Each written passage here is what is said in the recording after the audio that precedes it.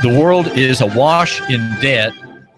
Every national economy in the world is on a fiat paper money system. No national currency exists that is referential, that is legal, that is not created from nothing by the actions of the banking sector in those countries or the central banks. There are trillions and trillions of dollars in measurements, pretendedly in money. There are $600 trillion in derivative interest rate swaps out there. The global debt is said by one count to be about 60 trillion. I'd say it's probably much more than that. The United States has about 29% of global total world debt, and the national government has debt in the direction of $19 trillion, and its obligations by one count its political obligations are by one count about $130 trillion. Now, the question is, where do we fit in here in Chattanooga and Hamilton County? Where do you, my listener, fit in that larger picture? Is there going to be an end of this system, this very lucrative system that profits all those parties, which are really very few in number, that make a living off of swapping these deals, these insurance contracts, these bets through hedge funds and in the market? Big players who have access to free credit, almost free credit, whereas everybody else has to go to the bank and pay 3 and 4 and 5%.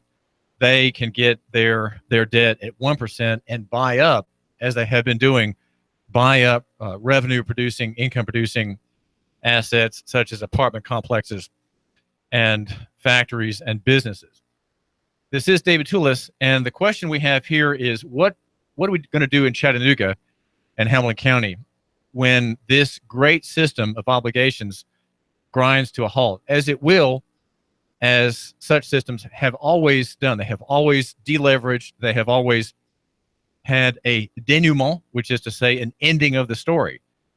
They always end in the same place. And the method by which the debts are reneged upon are executive. The chief method is the writing off of the debt, and the other one is much more violent and much more disruptive, and that is a hyperinflation, an example of which we had 3 or 4 or 5 years ago in Zimbabwe, where I think the notes ran into the trillions. You had $1 trillion Zimbabwe dollar notes that were issued by the central bank to make good, right? Because money in a hyperinflation is too short. There's not enough money. And so to compensate, the bank will print and sometimes overprint bills on that very special paper with that very fine ink, and create new currency because people are just starved for cash. How is it that in a hyperinflation where the parabolic curve is going almost straight up as far as prices go, there is a rush for liquidity in the midst of an outpouring of liquidity from the banking sector, the central bank leading the way, and all the other banks pouring credit into the system. And of course, the central bank issues the currency, what the poor people use when they go shopping, right? They use currency. And that, of course, is the end. The end will probably not be something like that. It will probably be in the form of a massive guarantee in the nature of TARP. There also is a prospect of bail-ins, and in a bail-in, you, my listener, with your money in the bank, you've been smart enough to sell your assets off in the national economy, as I have been suggesting, but you have a wad at your bank or credit union here in Hamilton County. And what will happen if the worst occurs, you will be told that you'll be able to get 20 or 30 cents on the dollar in 4 years. Right? You'll get a certificate or a coupon in the meanwhile, and you'll try to find some way of making that coupon usable or tradable, and then you'll just have to wait for 4 years. It's happened many times in the past. It occurred in the S&L crisis, which created the REITs, the REITs.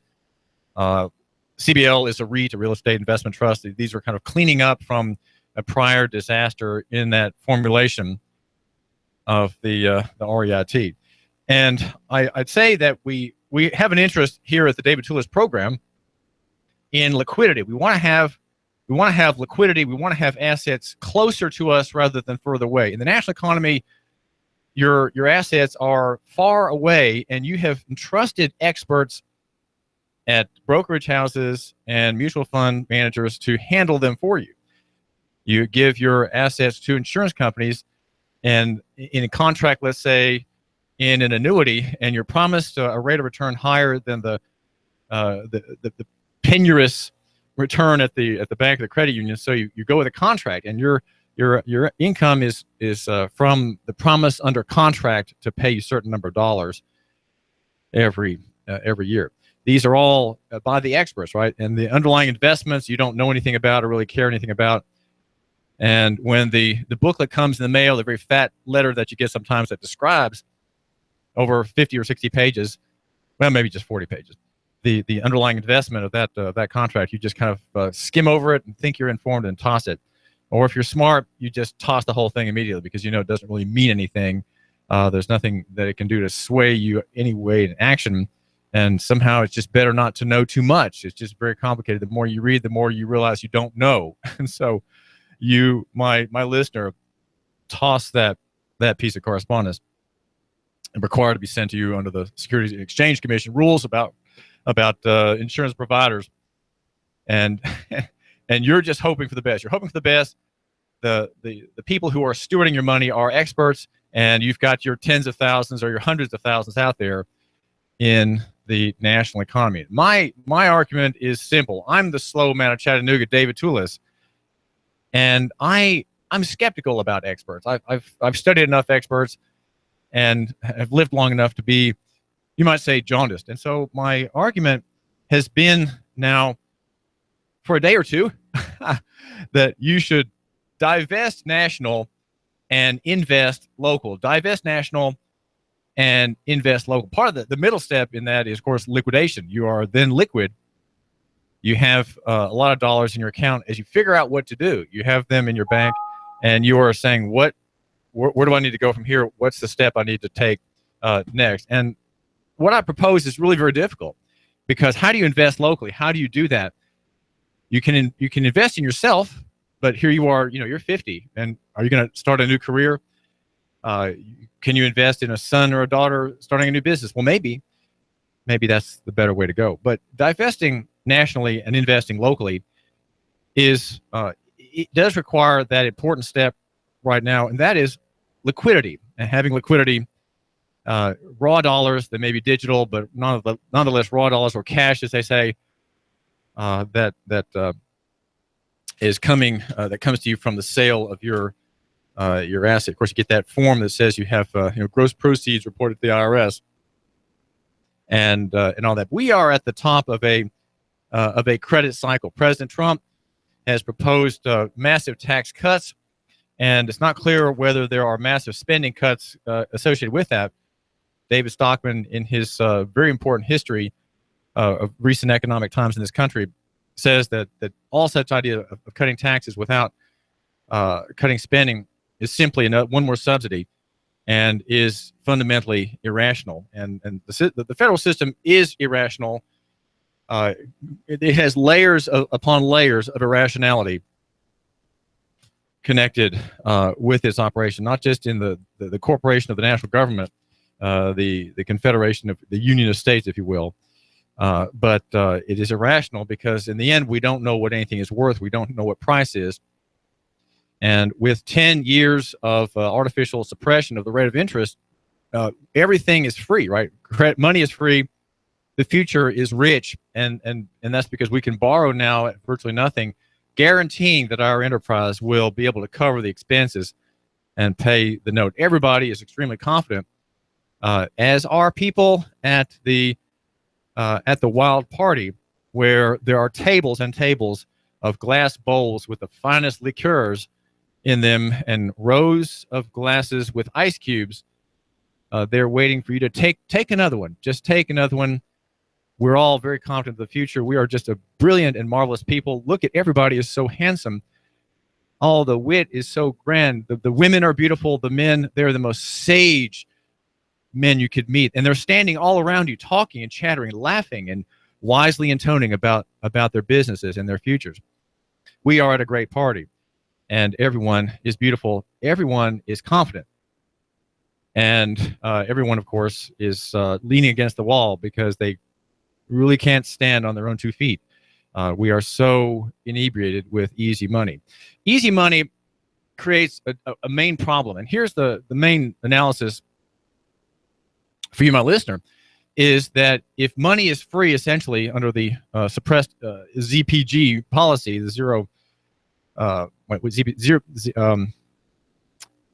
zero interest rate policy, the ZIRP policy, ZPG is zero population growth. It's a similar phenomenon, but in a different realm. ZIRP, if we have ZIRP's cheap interest, everybody thinks that their project will work. And so what we have in the national economy today, and even here in Chattanooga, is vast oversupply, vast overcapacity. Half the new fine cars you see on the road shouldn't be there. Half of the projects, the nursing homes, the malls, the apartment complexes, half of them that you're seeing being built today, speaking in very general terms here, don't need to be there. Why? Because the people who are betting on them are confident that they can repay on the note. And they're borrowing that money has put new money into the economy. It's all new money, right? Every loan is new money. And the old money that has to be paid back, well, that's not coming in quite as fast. And there is a crisis ahead where the outflow and the income are not going to match. And there's always this problem that you put too much out there and you can't soak it back up. When will the Fed soak up all the extra dollars that it started putting out into the economy starting in 2008? Well, it hasn't started. It really hasn't started. Though by some counts, for example, an interview given in the Money Changer newsletter, which I was absorbed by yesterday at the end of a lunch with my mother in Dayton.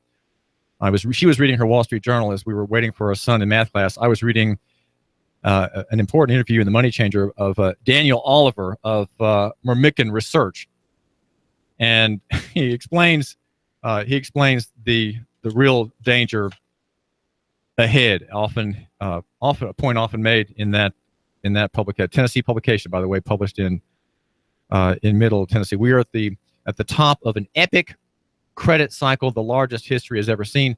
And the question is, how will it unwind? How will it deleverage itself? Can Trump push off the collapse? Now, Trump is a populist, and you can be sure that when the crisis comes, he's going to do what every other official does, whether it's President Bush or predecessors, and that is, let's have another QE. A QE is really the only solution that the banking system has. And as a populist, Trump will do that very thing. He'll demand more money. He will demand guarantees. Guarantee is one of the two main tools in Grandma Yellen's toolkit, as she says, guarantees for all the debt that's out there. And the other one is the operation of the open market window at the Federal Reserve System that monetizes debt. And this interview in the Money Changer gives a little bit of a narrative that I just want to mention here to you. It's about World War I. World War I was paid for by a credit bubble, and then in 1921, Mr. Oliver says there was a slump, and there were 3 quantitative easings that took place after the war. And then in 1928 and early 29, there was a huge rise in the marketplace. The Dow was at about 400. And so the Fed got worried. We've got to rein in all this speculation. And so it raised rates to keep the market stable, he says, and to keep it from rising too much. And, well, of course, that tanked the entire economy. He says that is pretty much an exact parallel to all of our recent economic history. The Fed has guaranteed, in its other tool is the guarantee. It's guaranteed about $7.7 trillion in assets. This is a private corporation. Okay, the Fed is a private corporation with a government gloss on it. It looks like it's governmental. It's kind of gold-plated. But in the inside, it's just the banker classes have their own bank. He says about $2 quadrillion in derivatives have daisy-chained all the banks together. They in 2008 owed each other trillions and trillions of dollars.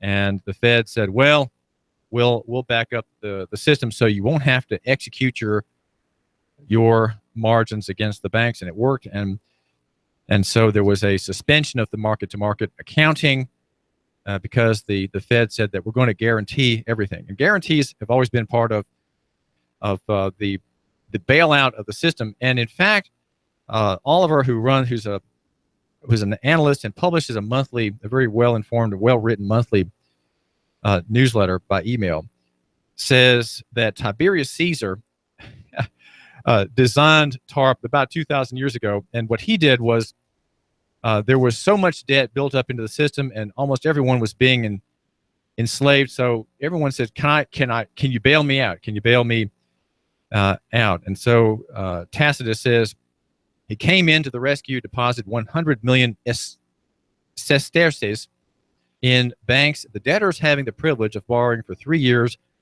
without interest on giving landed security to the state for twice the amount of the loan. And so that was the effective. That was the first TARP that, as we had in 08 and 09 and 010, that bailed out all these big banks. There are about $600 trillion in interest rate swaps out there, and we have a system that is built up on remote promises, remote arrangements, extremely complex, extremely dangerous. And the system cannot be reformed. It cannot stop itself. Trump will probably do something that will be very popular. If there is a cost to be borne, it will be by people who have, let's say, more than $100,000 in the bank. People who have their money in the bank that are the small guys like you and me, well, we'll have it guaranteed. But those who have more will simply, as I say, take a haircut. And so the banking system will contract, and there will be a long contraction period. And that hyperinflation is a form of contraction to the point of zero. There will be, at the end of a hyperinflation, nothing left. And you say, well, that's a horrifying prospect. You don't tell me you think like that every day. Don't tell me you have gloomy thoughts like that. You, the positive, cheerful Chattanooga, pro-local economy, pro-free market guy, do you really think things like that can happen, you ask me? Do you really believe, are you really so negative about human nature, you might suggest? Do you really think that the government will let evil things like that happen? Is it possible that the government, which has given us the dollar, right? We have the dollar from the government. We have protection from the government. We have stewardship. And now we have a government led by Donald Trump, a capitalist and businessman who understands debt. Do you really think that he will let evil things such as the kind you're describing happen? Well, it's not that the question is not whether he will let it happen. The question is, as it happens, what will he do? And where will you be in that great mix-up where everyone will be saying to themselves, if I just had seen it earlier? Well, you have seen it earlier, and there are structural signs of the bubble being at its peak, even being in a decline now. The bubble is actually declining in the suggestion of this writer, this free market libertarian writer who's given an interview to our Tennessee newsletter, which is called The Money Changer out of Middle Tennessee. His name is Daniel Oliver, and it's Murmickan research. An important bit of writing, I think, that suggests the future. What does that mean for us? If indeed we have too much debt, if indeed we all feel too good, too jolly, too handsome, too smart for ourselves, being at the punch bowls of alcoholic delights, what do we need to do? How do we need to think? Well, my idea is, in a nutshell, to think in terms of local economy, and that near is better than far, small is better than big, simple than complex. If you don't understand it, why are you involved in it? If you don't understand annuities, why do you have one? Right? Why does your dad have annuities, and how come you're still sitting on them and have not gotten out when the window came? Small is better than big, simple than complex. And in the footnotes, where even there the good people will argue with you, you have to remember that personal is better than corporate and physical than abstract. That's in 5-point type, and I know you, my listener, with that single white eyebrow you have not yet plucked out. need to put your reading glasses on to see. But that is the shape of thing. That's the shape of the answer. And the problem is that the Fed, with its $7.7 trillion of guaranteed dodgy paper, most of its assets are bad paper with long terms, and that, as interest rates have to go up, all that's going to go into a bad discount, and the crisis is ahead. It can't be avoided. The question is, what are we going to do about it now? Are there some simple things we can do now to secure ourselves, at least partly? You, my listener, are going to lose half your net worth in the coming meltdown. Can you just reduce that maybe 5 or 6% from 50 to 42? This is David Tulis. You give us 12 minutes and 40 seconds, we'll give you Chattanooga and the world. News Talk 1240.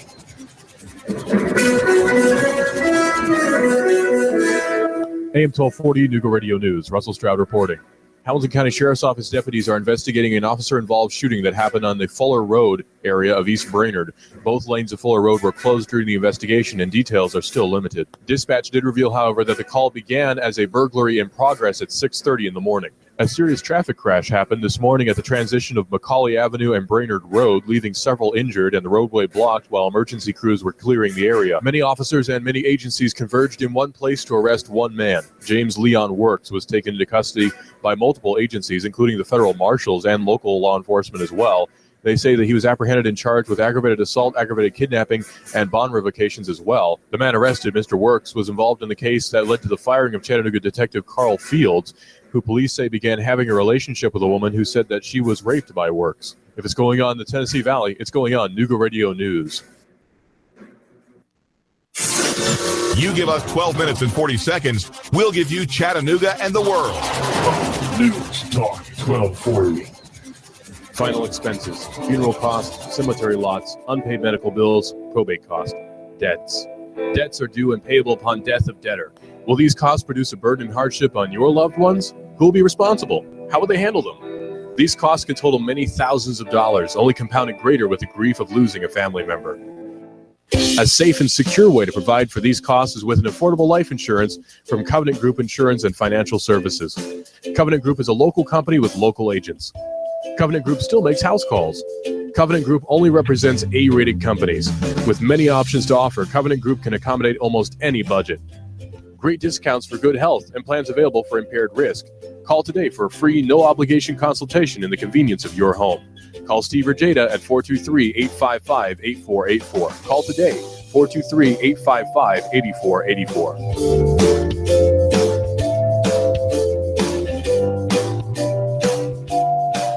$25 goes by quickly these days, and 25 cents still just a quarter. 25 is the years of experience Schultz & Associates puts behind filing your tax return quickly, correctly, and electronically.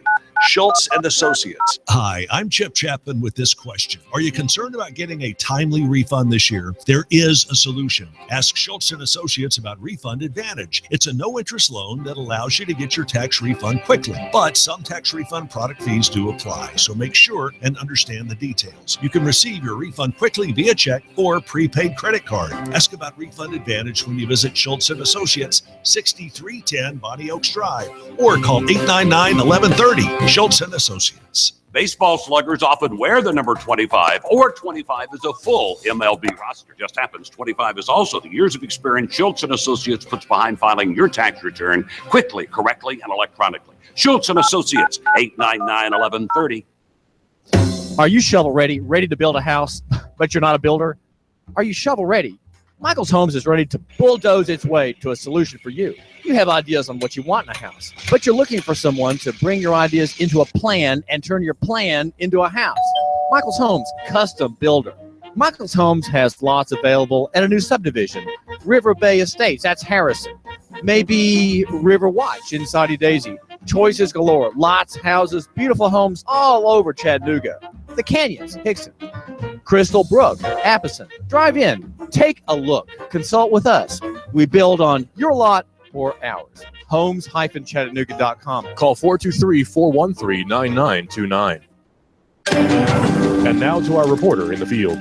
We asked Ray at Ray's Plumbing what's important for homeowners to know. Some field line systems can cost upwards of $10,000. The bottom line is to save yourself money down the road. I would definitely recommend everybody with a septic that is not on county or city sewer to have an inspection done by a qualified professional. It'd be great if nobody did inspections on them for all plumbing companies. That's what we do to make a living. Not to scare anyone, but it should be in the back of your mind. The danger is the field lines failing and costing thousands upon thousands of dollars and tearing your yard up. By preventative maintenance, you're saving yourself a large headache that may displace yourself and your family. That happens more often than you think. The waste is designed to stay in the tank, and that waste will build up over time. Even with treatment, we have to help that waste break down. Ultimately, preventative maintenance is the key that will keep you from spending $5,000 to $10,000 on replacing your septic system. The bottom line is to save yourself money down the road. Call Ray at Ray's Plumbing, 421-6341, 421-6341. Your marriage is over. You've been abandoned, betrayed. You're angry, shattered, and heartbroken. Don't go it alone. When you are facing divorce, you need an experienced advocate to help protect your rights in future. And you need it from a man with a sympathetic heart, but a hard nose. Attorney Clay Whitaker will fight for you in this most confusing and bitter time in your life. Clay Whitaker, 756-6400. There's a reason why Alliance Physical Therapy is a choice of professionals and those who care about first-class, top-notch service and treatment. Because at Alliance Physical Therapy of Chattanooga, we don't just treat the symptoms in your body. Whether you're suffering from stiffness, muscle spasms, back pain, chronic headaches every day, stress of life demanding more and more of you, Alliance Physical Therapy takes a holistic approach to healing, mind, body, and soul. Alliance Physical Therapy with a location near you and 9 others in the Chattanooga area. If you don't have a doctor or if your physician's plan for chronic pain is not working, Alliance Physical Therapy will help. Visit Alliance Physical Therapy on the web at nopainpt.com. That's nopainpt.com. Alliance Physical Therapy. You give us 12 minutes and 40 seconds, we'll give you Chattanooga and the world. News Talk 1240. Expect a cloudy and chilly start to your Friday. It will be a drier day, but breezy and cool through the afternoon, even with some sun returning. Highs only near 50 tonight. Clear, cold, and frosty overnight. Lows mid and upper 20s. Lots of sun Saturday, highs lower 50s. More clouds Sunday. When you've had a morning, for just $1, let Taco Bell make you breakfast. Like the $1 grilled breakfast burrito with fluffy eggs, melted cheese, and your choice of bacon, sausage, or potatoes at Taco Bell. And I'm Swarm Machine 12 Chief Meteorologist Patrick Hoare. On AM 1240, Hot News Talk Radio. You give us 12 minutes and 40 seconds, we'll give you Chattanooga and the world. News Talk 1240.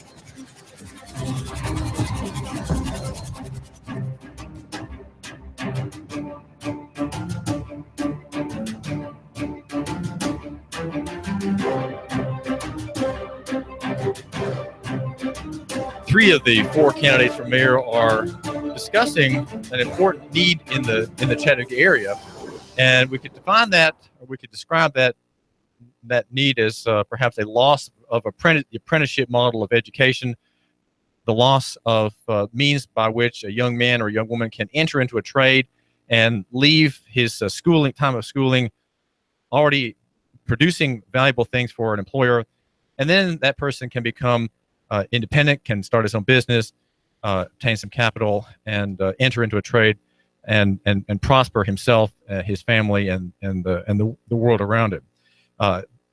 The discussion in the campaign is for vocational schools or trade schools. Larry Groen has the idea of reviving Kirkman. Dave Crockett sort of dismisses Larry Groen's ideas as recurring every campaign. And Chris Long also says that the idea of a trade school to help fight crime, that's kind of one of the reasons for it, help fight crime.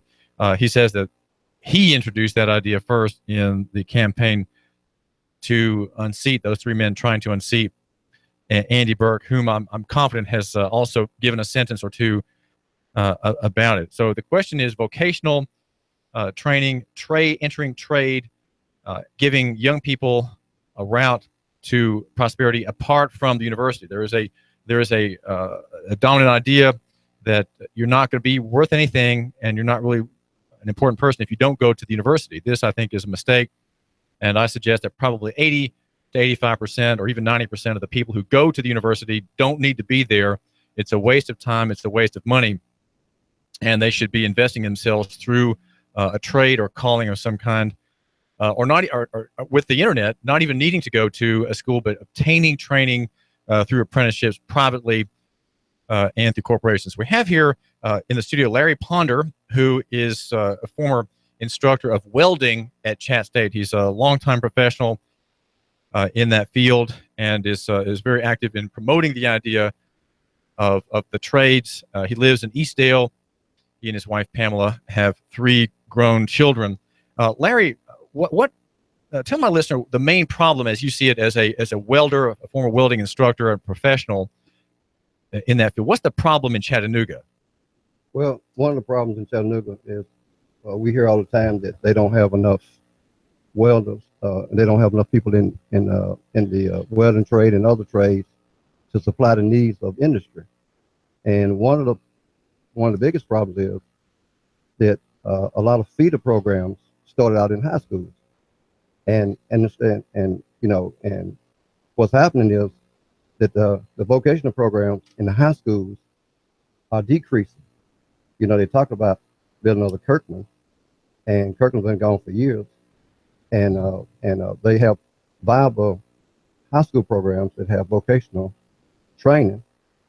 Howard is one that has a welding program, and also a Sequoia Vocational. Those are the only 2 left. East Ridge used to have a viable welding program, which they don't have anymore. And so what's happening is the feeder programs that used to feed Chattanooga State and feed the apprenticeships and also feed people in industry have disappeared. So now they don't have enough people going into the trade to fulfill the needs of industry. Why did the apprenticeship idea decline? Was it because apprenticeships don't work, Larry? Well, like I said, the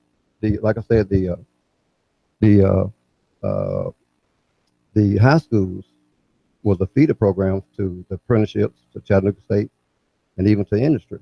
So when your numbers dwindle there, well, then it also hurts the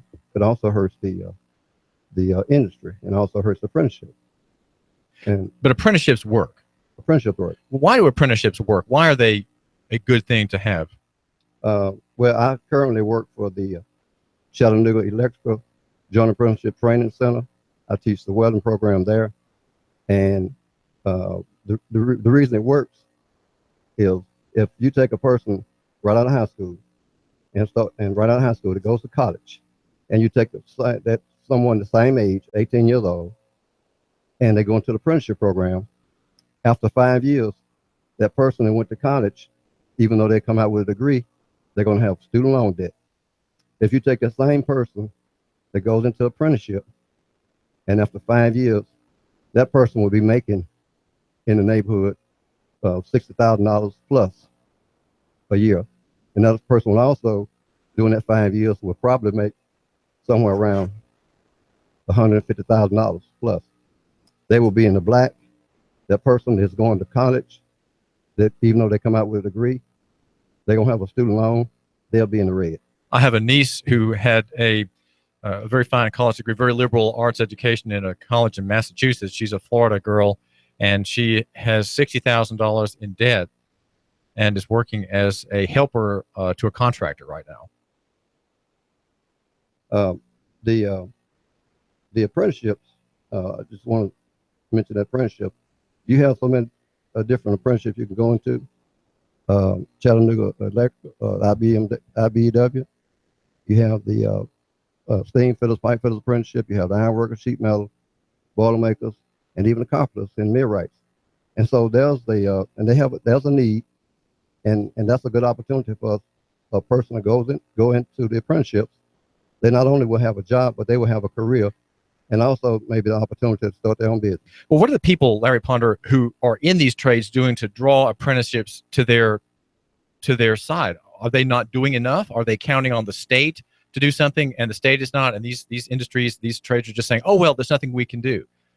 What is being done within each of these professions that you mentioned to bring new blood? Well, like I said, the apprenticeships are advertising and and a lot of it is word of mouth, and a lot of it is the people that finish the programs. That's good advertisement. But like I said, one of the biggest problems is they don't have enough people going in, because a lot of the feeder programs, the high schools, that used to supply a lot of people into the apprenticeships, the vocational programs are disappearing, and that's the problem. And so if there's not a vocational program in a school, you're suggesting these young people can't find their way electrical workers union hall or to other the welding group. Are you saying they can't find their way there, that they're not encouraged to go in those directions, and that's why these trades are lacking fresh faces? Well, no, not necessarily, but part of the reason is that when they had the vocational programs in the high schools, the students would leave there with good basic skills, would have a general knowledge of different trades that they're going into. And now what you have is a lot of people that the apprenticeships, and even Chattanooga State and others, and even going into industry, a lot of people are going in there with no skills, with no prior skills. So the high schools, what they did, the students that came out of the vocational programs in high school had entry-level skills, had basic level skills, and that made it easier for the apprenticeship programs, Chattanooga State and others, to train them. So is it possible, Larry, to have an apprenticeship today in welding in Chattanooga? Well, the different apprenticeship programs, some of them have welding already. Like I said, I work for Chattanooga Electrical. The Boilermakers have welding. The pipe fitters, steam fitters have welding. The sheet metal has welding. So you have iron workers have welding. So you have so many of them that welding is part of their skill. And so you're saying my listener who has a 19-year-old son, who's just about an 18-year-old son who's just about to graduate from high school, he can go into one of these programs if he wants to. Is the reason he doesn't, though, is he doesn't have the ideas that it could be a benefit to him. What are the ideas that would what could you say to that young man that would change his opinion about maybe going into a trade like welding? What would you say to sell the trade to him? Well, I would say the sale is that if a person with a skill, whether they're going to apprenticeship, Chattanooga State, or whether they're going to industry and learning on the job, is you would have a job. If you have a skill, you've pretty much guaranteed a job, because you have a skill that's sellable. You can pretty much take that skill. You can go just about anywhere in the United States. We'll just say welding, just say in particular welding. How long does it take to get a welding certification? It depends. Chattanooga State is a 1-year program. The apprenticeship programs are 4 and 5 years. Welding is just part of it, and they learn welding is while they're in the trade. So, well, what else does the young person learn in the 5 years of the apprenticeship if welding is only a part of it? Well, it depends. It depends what trade that they go in. If they're in the pipe fitters, say it's in the steam fitters, pipe fitters union, well, they would learn welding would be part of it, which they learn how to weld all types of pipe. Plumbing would be part of it, which they also do plumbing, and also pipe fitting would be part of it. So there's 3 phases of that. Is there any way to enter these fields apart from engagement or involvement with the union, Larry? No, they have to apply at the unions, the union halls, and each union have certain times a year that they take the application for apprentice, and that's how they would apply. Well, unions around the country are losing their numbers, losing their respect, and losing kind of their grip on the marketplace. Is that possibly a reason why there's not fresh blood coming into these callings? Well, one reason that we that there's a lack is because the industry, our industrial base has decreased over the years, and because the industrial base have decreased, and also we're buying products from overseas. Some of the products are not made as well as the products made in the United States. They're made cheaper, but they're not made as well. Steel is one of them. I'm just going to mention that. I worked at I was in the welding apprenticeship at U.S. Steel in the 70s, in 1970. And we made U.S. Steel, Bethlehem, Ingalls Steel, and all those companies made the the best steel in the world, but it costs more to make that steel. And so in the process, we start buying steel from overseas that was cheaper, but it was inferior to the steel we made. And so over the years, our industrial base have like I say, decreased, and we start using the cheaper steel. Americans are losing basic knowledge of self-supply. Yes, and that's partly because of the easy access to imports. Well, what is your take, Larry Ponder, you're a former Chattanooga State instructor. You're 66 years old. You taught welding. What is your take on the ideas in the mayoral debate, the mayoral campaigns that will be ending March 7 in the election, about trade schools and vocational schools? What in your mind is the best analysis and the best solution to this problem? Well, I would say that instead of, there's a lot of talk about building another school, I would say, first of all, they need to help the schools that have existing programs like Howard and Sequoia Vocational. And also the apprenticeship programs, if people are going to the apprenticeship programs, that would help the Chattanooga area, that would help the industry. And also going into there's companies like, I visited a company yesterday with the CEO of Valley Mechanical, and they have the skill level that they require to work for that company is high. And so you have, and so there's a need for training more welders, and everybody has a need. The campaign of these four candidates suggests that if we have a new vocational program or new vocational school in Chattanooga, that will have an effect on crime. Explain how it's possibly true that there's a connection between the levels of crime among young people in Chattanooga and Hamilton County, Larry, and these educational opportunities that are now missing, as you say. Explain the connection. Well, from my experience, and I also agree with that to a certain extent, that people that come into that have a skill, that have a skill, it doesn't matter if it's welding, electrician, whatever. Those people can make a good living, and therefore there's no need for them to venture off into crime and also the money is going into the system.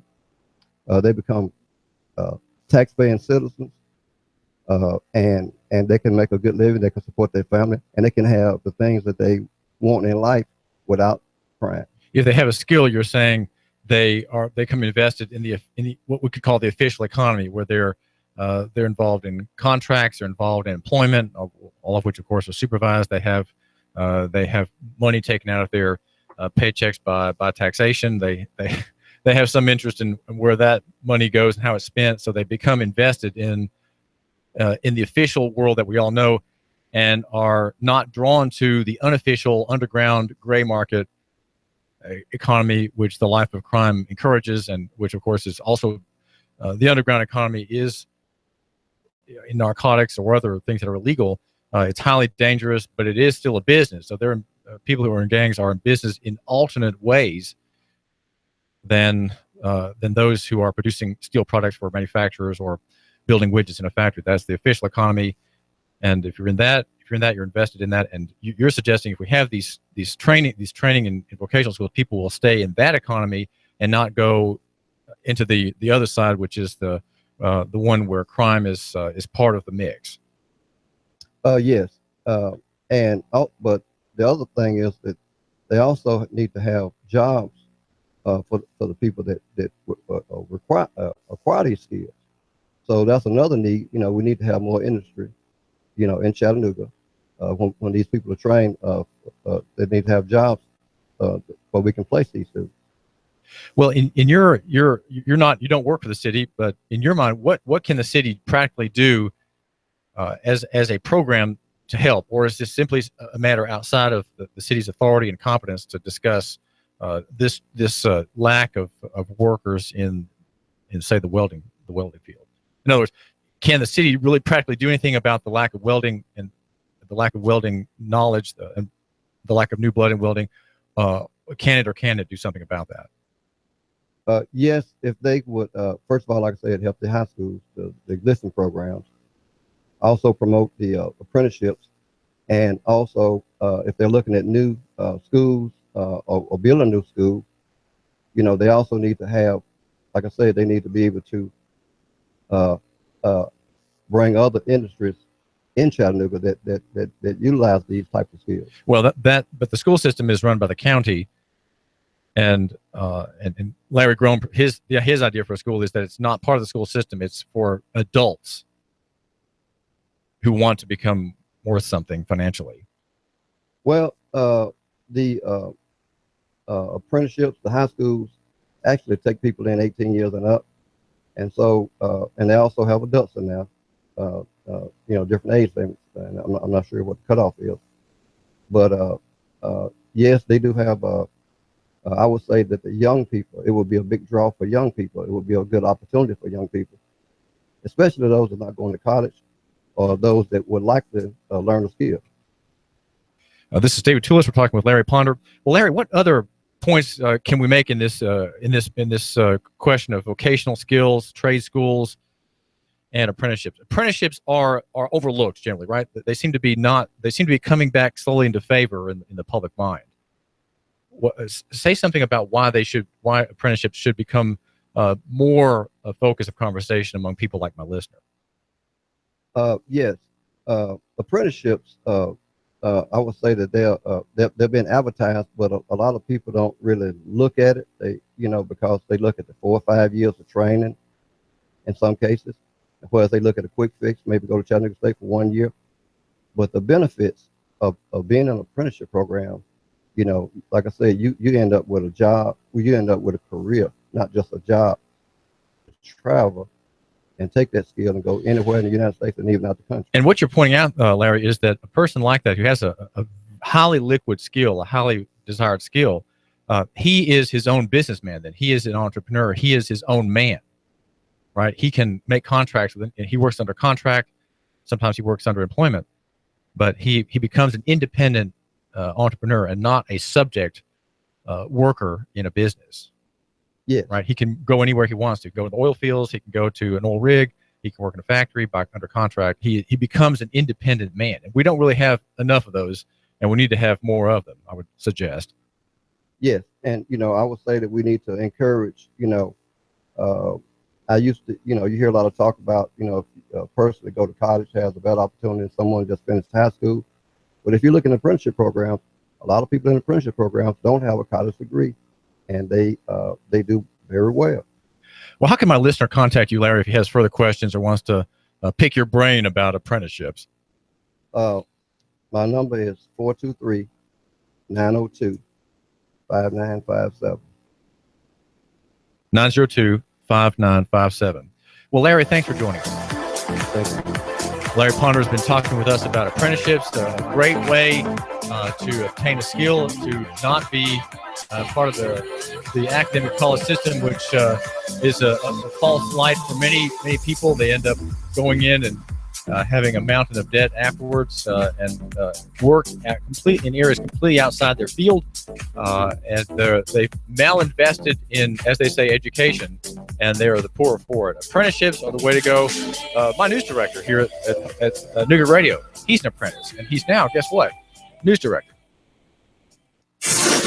You give us 12 minutes and 40 seconds, we'll give you Chattanooga and the world. News Talk 1240.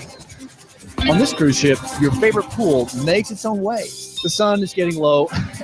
You're not too bad yourself. Smart guy. Took advice and deals from Expedia in Chattanooga. Great food, great fellow passengers, made friends. Terrific prices, free upgrades. Use the card with the onboard credit for a cold one. Maybe use it in the game room. Expedia Rail, Expedia Flights, Expedia Cars. Maybe red tie for dinner. Expedia Cruise Ship Centers on Gun Barrel near Best Buy. 551-3770. Cash, cash, cash, and more cash. No, but it'll get you the gold, silver, and diamonds just for her that may get you some loving. Diamonds are a girl's best friend. It's for Valentine's Day. Are you crazy? You're just getting her flowers that are going to wilt? Give her something that'll last a lifetime. Gold, silver, diamonds, jewelry. A girl's best friend are not wilting flowers. They're diamonds. So let me tell you, my friend, don't make a mistake. Rick Davis, gold and silver with the shiniest diamonds at the best price. But you gotta get to Rick before the deals are all gone. Don't wait. Rick Davis, gold and silver. He's got your cash, and more cash. And for Valentine's Day, lots of what she'll love. Diamonds are a girl's best friend. Rick Davis, gold and diamonds. 5301 Brainerd Road, Chattanooga. It's Valentine's Day, a day to be happy when you have a babe. McCune Williams and Ashley PLLC offers a full array of legal services to meet the needs of businesses and individuals. Our attorneys represent diverse backgrounds, interests, and legal emphasis, but we share one common goal: providing the highest quality legal services to our clients through the combination of our talents, experience, and expertise. In each case, we strive to tailor those services to meet each client's specific circumstances. Business law, business organization, civil litigation, commercial litigation, conservatorship and guardian law, bankruptcy law, just to name a few. With over 188 years of combined experience, McCune Williams Ashley PLLC is here to help you and your business succeed. MWALawfirm.com. That's MWALawfirm.com. Call 423-756-6400. That's 423-756-6400. What? Oh no, I can't believe my phone screen is cracked. I cracked it. I can't believe my screen is cracked. I need my phone. Whoa. Slow down, wild man. We've got an easy solution. Cell Surgeon in Ottawa. Your cell phone repair doctor is on the job. Cell Surgeon in Ottawa. Check out our brand new location. Just off I-75, Old Lee Highway next to Zaxby's. That's right, your cell doctor in Ottawa, Cell Surgeon, most of the time can fix your smartphone on the spot. Your cell phone repair doctor is on the job. Cell Surgeon in Ottawa. Check out our brand new location. Just off I-75, Old Lee Highway next to Zaxby's. Cell Surgeon for all your cell needs. Most repairs are performed in less than an hour. TheCellSurgeon.com. Go to TheCellSurgeon.com. Daisy, get my cell phone out of your mouth right now.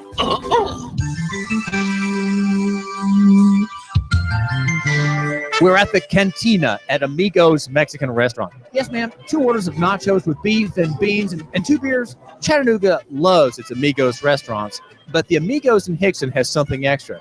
NCAA, the week's big game. How about a house wine? Really good. Big name beers. Just tell Maria what you want. And here at Amigos, margaritas are popular. And it's only $3 a day.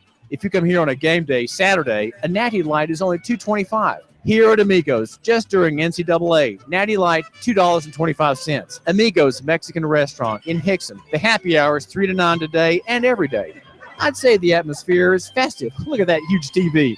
It's like being amid the fans under a bright sun, but without all the heat. Stay cool. Quench your thirst. Amigos, between the Staples and Hobby Lobby.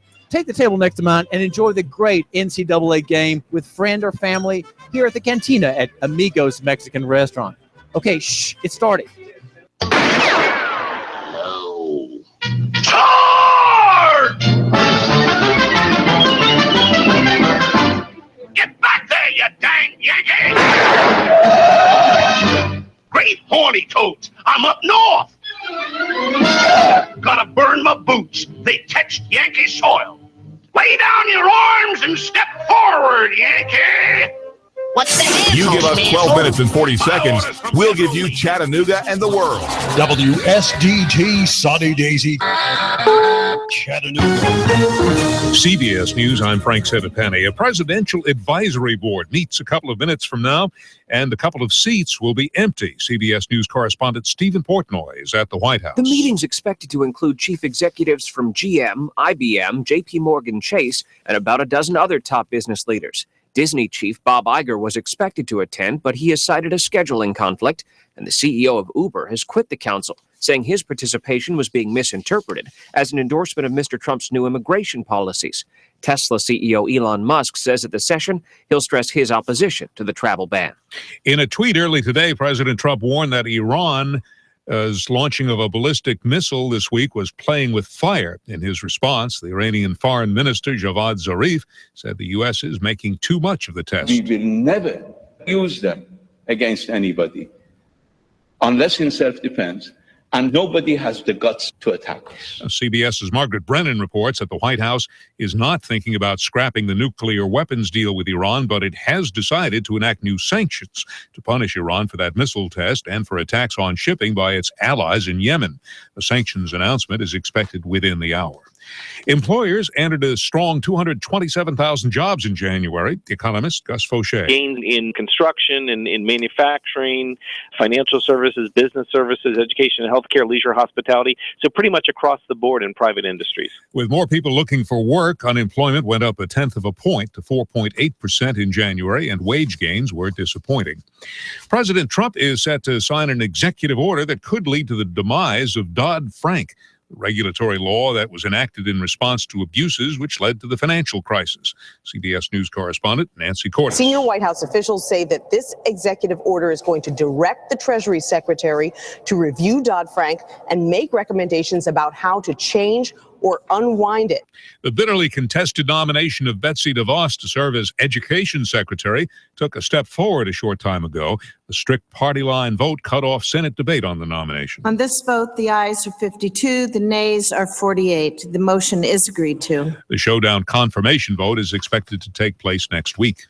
French authorities still don't know as much as they would like to about an attack this morning at the Louvre. A man shouting Allahu Akbar, God is great, in Arabic, went after guards with a long knife. The Interior Minister has said the attack was of a terrorist nature, but they don't have the man's ID, nor do they know what his motive was. CBS's Elaine Cobb in Paris.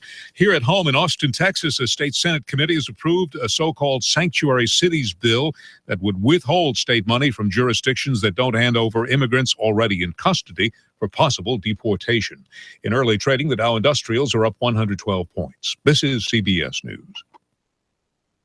Happy Valentine's Day, honey. Wow, look at these roses. They're gorgeous. You didn't have to get me these. I couldn't let Valentine's Day come and go without surprising you with flowers. Oh, thank you. Guys, this Valentine's Day, even though she says you don't have to get her flowers, take it from me. Send her flowers. She'll be so happy when you do. And right now, you can get her 1 dozen assorted roses with a free glass vase for $19.99 plus shipping and handling. And this week only, we'll also include free chocolates. Just go to proflowers.com, click the blue microphone in the upper right corner, and enter secret code 222. These gorgeous roses are guaranteed to stay fresh and beautiful for at least 7 days. Plus, you pick the delivery date, and it's guaranteed. Hurry, you must order by this Friday to get 1 dozen assorted roses with a free glass vase and free chocolates, starting at $19.99. The only way to get this incredible deal is to go to proflowers.com, click the blue microphone in the upper right corner, and enter secret code 222. That's proflowers.com, code 222. Is missing on dinner tables across Great Britain. CBS's Larry Miller has the what and why. Poor harvests after bad weather in southern Europe have led to severe vegetable shortages and price hikes in British supermarkets. Some ration iceberg lettuce and broccoli to just 2 heads a customer. A discount grocery chain tripled the price of lettuce. At this London wholesale produce market, we normally order 10 or 12 pallets. They send in 4 or 5 pallets. Things that we want to bring in are just too expensive. Shortages, too, of zucchini, spinach, and eggplant. For the first time in years, U.S. veg is being imported. Larry Miller, CBS News, London. The upscale Nordstrom department store chain is dropping Ivanka Trump's line of clothing and accessories. An anti-Trump group is pushing for a boycott of retailers that sell Trump merchandise, but Nordstrom says its decision was based on poor sales, not on politics. Frank Sedapani, CBS News. Here's what advertisers are saying about AM 1240. HotNewsTalkRadio.com. The radio station, they really care. They're always calling me probably once a week, checking on me, seeing how things going, see if they want to change any of the ads or do anything different, seeing what my needs are. I've gotten business off the ads that you do for me, and seems to be working well at this point. Prices were very fair. Areas in this town that we aren't able to get other ways, your radio station is able to help us out, and I really appreciate that. We've been very pleased with the services we've got. It seems like everybody over there cares about what they're going to do, how it's going to work for us on this end. And we've been very impressed with the creativity of the ads that we've heard. And they always seem to be right on point, even without us having to come up with what's going to be said. I've been doing business with News Talk Radio for quite some time. It's the best place and the best value you can get for your advertisement. The commercials are great. They're very professional. I was actually blown away.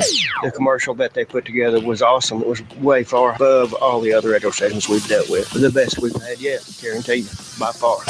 AM 1240 HotNewsTalkRadio.com gets results. Let us get results for your business. For no obligation free consultation, call General Sales Manager Steve Johnson. Call 423-240-5459. That's 240-5459. Or you can always email Steve at NoogaRadioSteve@gmail.com. That's NoogaRadioSteve@gmail.com. AM 1240 Hot News Talk Radio. We get results. How about we change that to built in the USA? For over 21 years, Affordable Computers has been building computers right here in the good old USA, in Chattanooga, using the highest quality parts and components in every new computer they build. Tell us the exact system you need, we'll build it to your specifications. Or you can choose from a wide selection of our PCs and laptops, starting at under $200. All Affordable Computers are upgradable, guaranteed. Affordable Computers services their computers in store, typically within 1 to 3 days. And when you call, they answer the phone. You get support within minutes that you can understand. Affordable Computers of Chattanooga. And service and support extends for the life of the computer, not just for the warranty of the PC. So there's no reason to shop anywhere else. Call Affordable Computers now on Highway 58 Chattanooga, 423-499-1975. That's 423-499-1975. Or visit our Fort O store, 706-858-5888.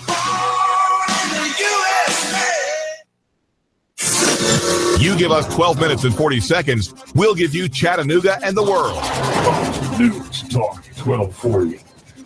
Expect a cloudy and chilly start to your Friday. It will be a drier day, but breezy and cool through the afternoon, even with some sun returning. Highs only near 50 tonight. Clear, cold, and frosty overnight. Lows mid and upper 20s. Lots of sun Saturday, highs lower 50s. More clouds Sunday.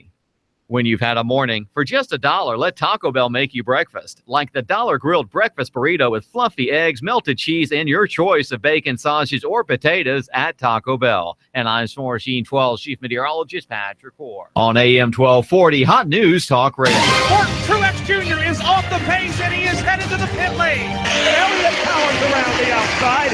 Michael McDowell pops a right front tire. Here's Martin Truex to the bottom. Blaney blocks him off too. Meanwhile, Chase Elliott went 4 wide on the back straightaway. They're side by side for the lead. Hear it live on Chattanooga's official NASCAR radio station. Hot News Talk 1240. The voice of NASCAR. Live from Chattanooga, Tennessee, it's David Tulis.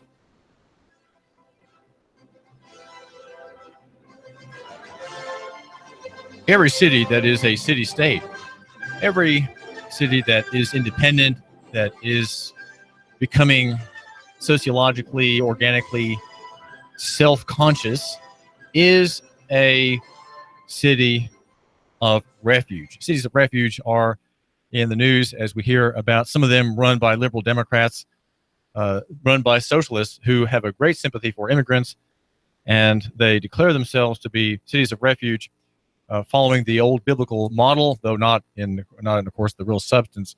And they say that we will not assist any federal police officer or agent hound down and arrest someone who's here without the proper papers. We are sympathetic to those who have come to this country, and the ones who happen to be in this state or one of the 50 states, and is in our city. We will protect as best we can. Some officials have gone to great lengths to say we are going to actively resist efforts by the national power to corral and round up people here from other countries who don't have the proper papers, who don't have the ID, and don't have the right to be here. And the argument is easy to misconstrue. And what I do when I think about the free market in labor, is realize that I'm coming down on the same side as left-wing Democrats who have no sympathy for many of our ideas here on the David Tulis program, who don't care about the marketplace, who don't care about liberty a whit. And yet, because they are multiculturalists, which you, my listener, are not, and neither am I, because they are multiculturalists and have no spiritual, moral, or theological center, want to empathize with immigrants and have their mayor's offices and their city governments declare themselves on the point of refugees and immigrants independent vis-a-vis the federal contention that it alone has authority over immigration and over naturalization. Now, part of that is true. The national government has authority over naturalization, but it doesn't have any original authority under our law over immigration. Immigration is a state issue. That was established back in 1798 under the Virginia and Kentucky resolutions that Jefferson and Madison contrived. A state like Texas, for example, could build its own walls. It could craft its own rules, however strict it wanted them to be, on immigration and on state citizenship. Because after all, you were a citizen of Tennessee first, and then you're a citizen of the larger corporation, the agent, if you will, the United States. First, you are a Tennessean, and then you are as they say, a U.S. person. You're not a U.S. person first, and a Tennessean second. You are a citizen of and a resident in the volunteer state. The Constitution is clear that states determine who can vote, as long as the distinction is not made on the basis of race or sex or age or any kind of requirement that would be in the poll tax direction. States can prohibit aliens from voting. You can be an alien, not belonging here, but here, not having residency, but here at least temporarily. And these are prerogatives of the state governments. And a nation, what is a nation? A nation is a grouping of people who have the like custom, the like language, similar traditions, similar forms of worship of God. They may have similar accents, right? They have similar perspectives. The United States is not a nation, and it never has been, even though the Union won against the South in the great effort to prevent Southern independence and self-determination. The Union said, well, we as the Union precede the colonies, we the nation precedes the states, and on that basis alone, it could claim to have authority to compel membership in what was a confederation, and which since the war created effectively a unitary state out of Washington. Now, that just because it's there by force and just because it's there by the loss of blood on our side doesn't mean it's true, and it doesn't mean it's right. And I would like to suggest it doesn't mean that it can't be undone. And I think the marketplace and the digital economy and the coming meltdown will accelerate trends in that direction. In other words, in the direction of the city-state. Now, among the candidates for mayor, Dave Crockett alone has this understanding and this contention. And in fact, he was a member and an activist and a fellow of City States Associates, which is a group of journalists and writers and people formerly involved in government who have this contention that a city is not just a jurisdictional creation expanded by mayoral annexation. It's more than that. It is a sociological and organic whole comprised.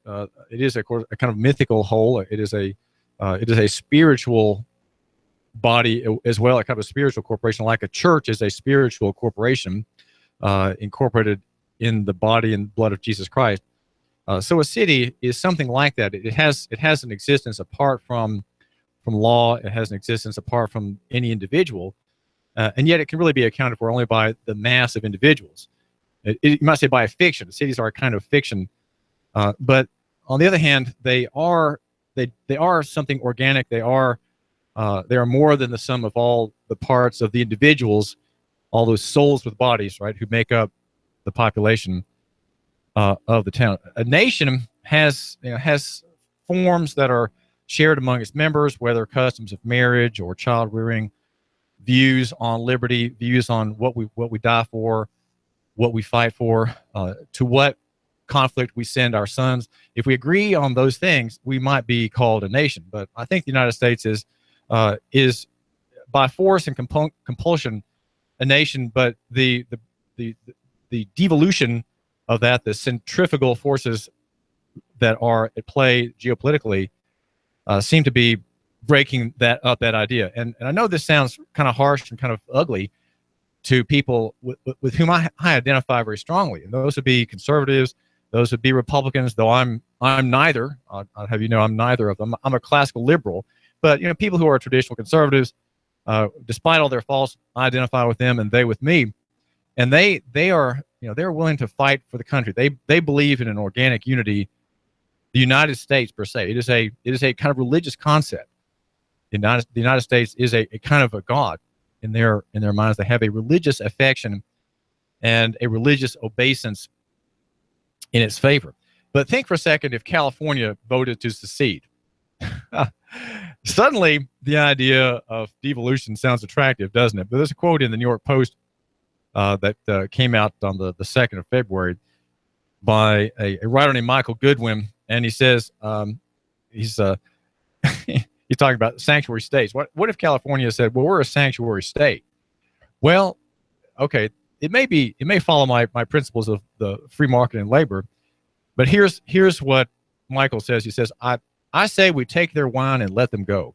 If California secedes and its 55 electoral votes come off the board, Dems will never win another American election. On the other hand, Hillary Clinton could become president of the breakaway state, and the rest of us would be free of the Clinton stain. And commenting on this sentence is a writer at LouRockwell.com, the most important free market website probably there is. It's a kind of anarcho-capitalist, anti-state, anti-war, pro-market domain. He says, "It sounds good to me, but they can keep their wine." They will need it. The feds control naturalization, which is the process of becoming a citizen, but immigration is something that is the movement of people themselves. That is something that's controlled by the states. And the U.S. Congress took a false claim authority the national government doesn't have. It took control of that, I believe, in the 50s and 60s. I think it was the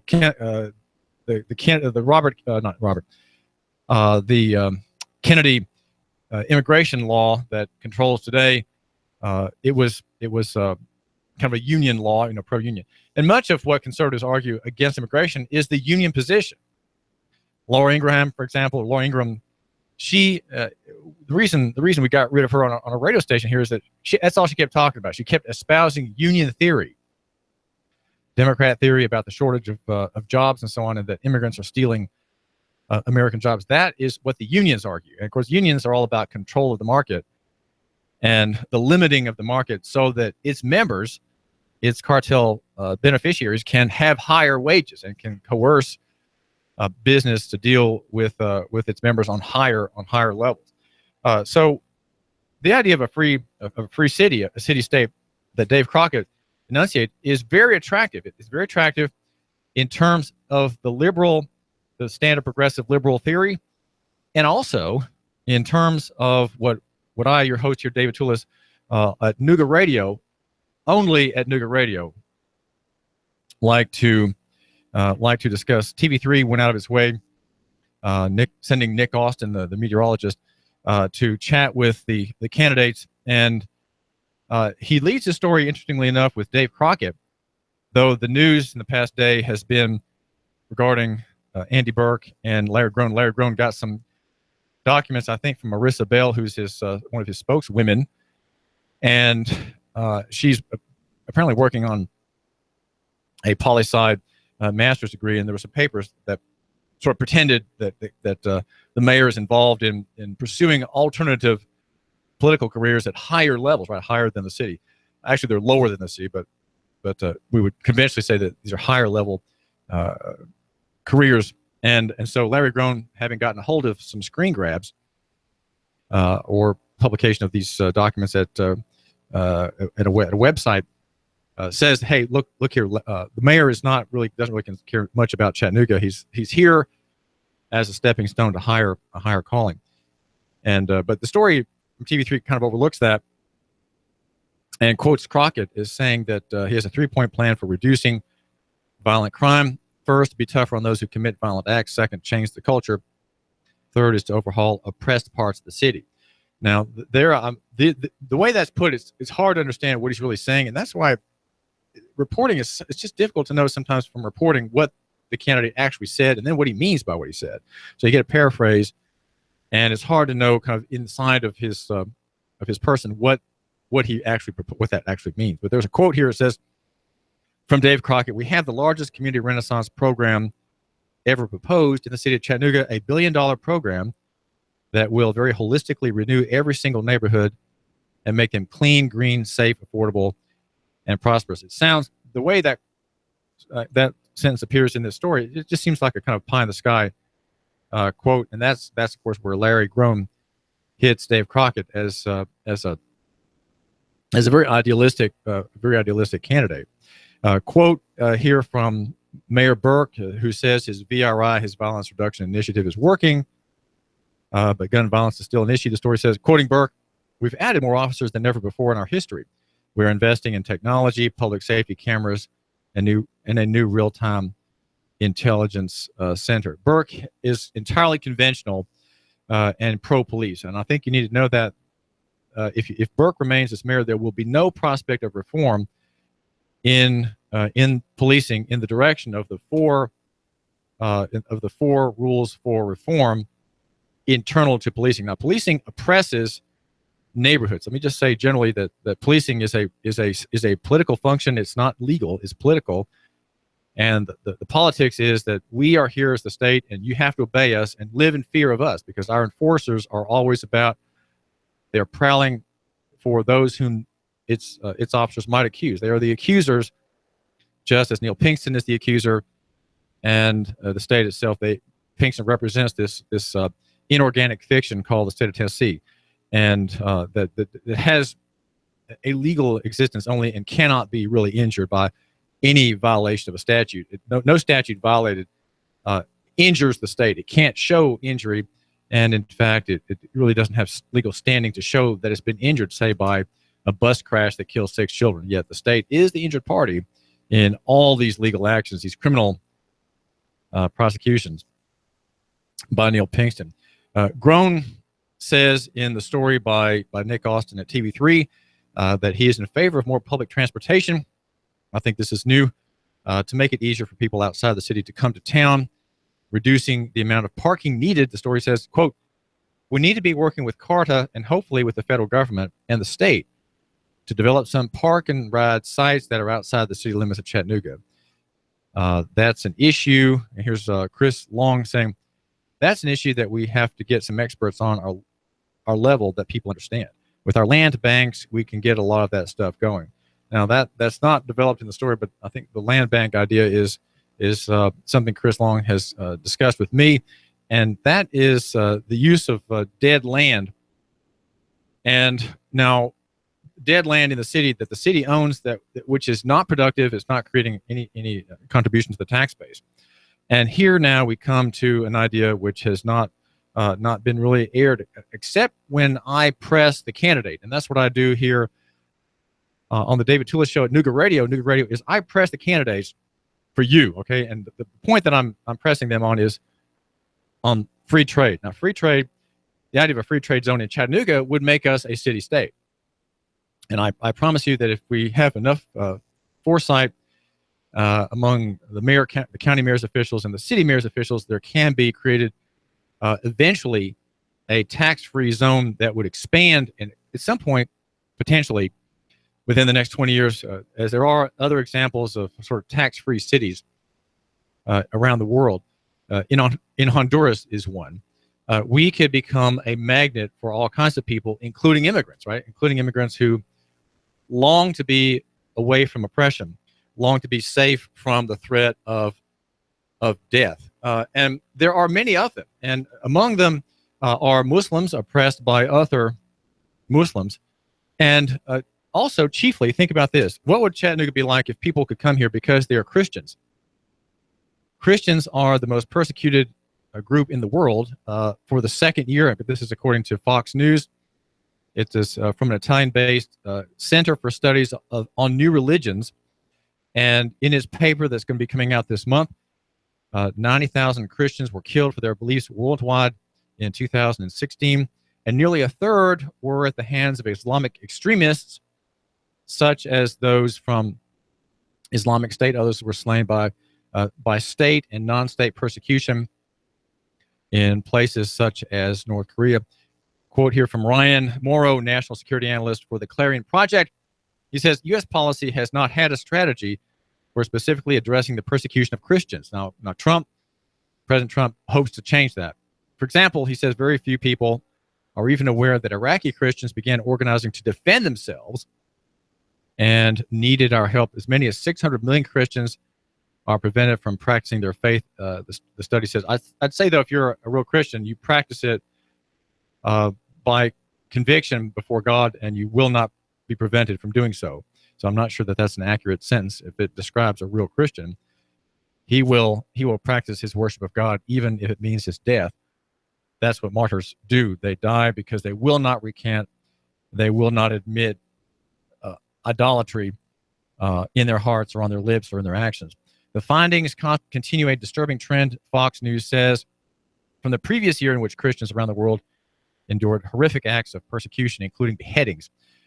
Robert Nicholson of the Philos Project tells Fox News that these numbers underscore what we already know.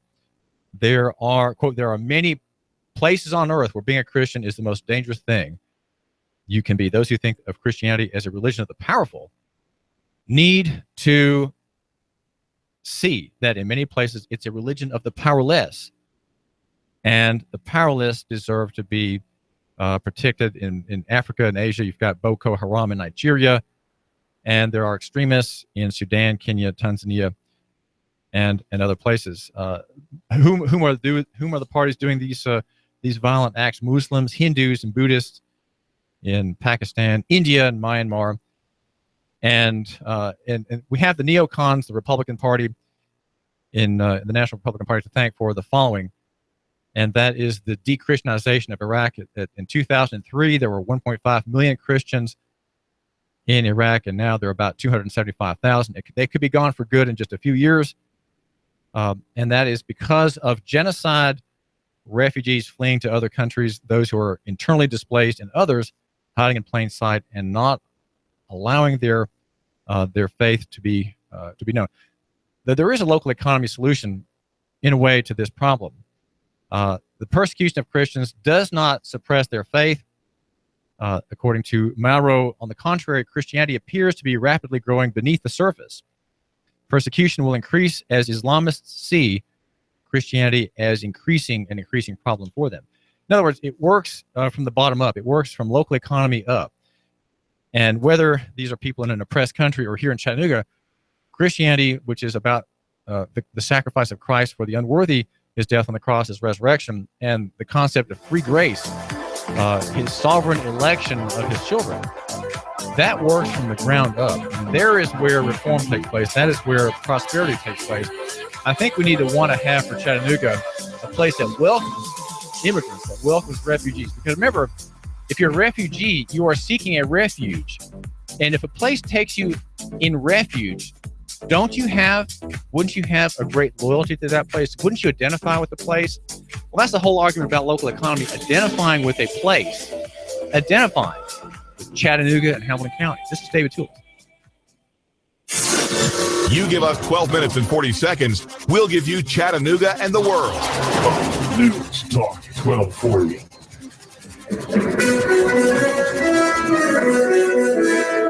AM 1240 Nooga Radio News. Russell Stroud reporting. Hamilton County Sheriff's Office deputies are investigating an officer-involved shooting that happened on the Fuller Road area of East Brainerd. Both lanes of Fuller Road were closed during the investigation, and details are still limited. Dispatch did reveal, however, that the call began as a burglary in progress at 6:30 in the morning. A serious traffic crash happened this morning at the transition of Macaulay Avenue and Brainerd Road, leaving several injured and the roadway blocked while emergency crews were clearing the area. Many officers and many agencies converged in one place to arrest one man. James Leon Works was taken into custody by multiple agencies, including the federal marshals and local law enforcement as well. They say that he was apprehended and charged with aggravated assault, aggravated kidnapping, and bond revocations as well. The man arrested, Mr. Works, was involved in the case that led to the firing of Chattanooga detective Carl Fields, who police say began having a relationship with a woman who said that she was raped by Works. If it's going on in the Tennessee Valley, it's going on Nooga Radio News. You give us 12 minutes and 40 seconds, we'll give you Chattanooga and the world. News Talk 1240. Final expenses, funeral costs, cemetery lots, unpaid medical bills, probate cost, debts. Debts are due and payable upon death of debtor. Will these costs produce a burden and hardship on your loved ones? Who will be responsible? How will they handle them? These costs can total many thousands of dollars, only compounded greater with the grief of losing a family member. A safe and secure way to provide for these costs is with an affordable life insurance from Covenant Group Insurance and Financial Services. Covenant Group is a local company with local agents. Covenant Group still makes house calls. Covenant Group only represents A-rated companies. With many options to offer, Covenant Group can accommodate almost any budget. Great discounts for good health and plans available for impaired risk. Call today for a free, no-obligation consultation in the convenience of your home. Call Steve or Jada at 423-855-8484. Call today, 423-855-8484.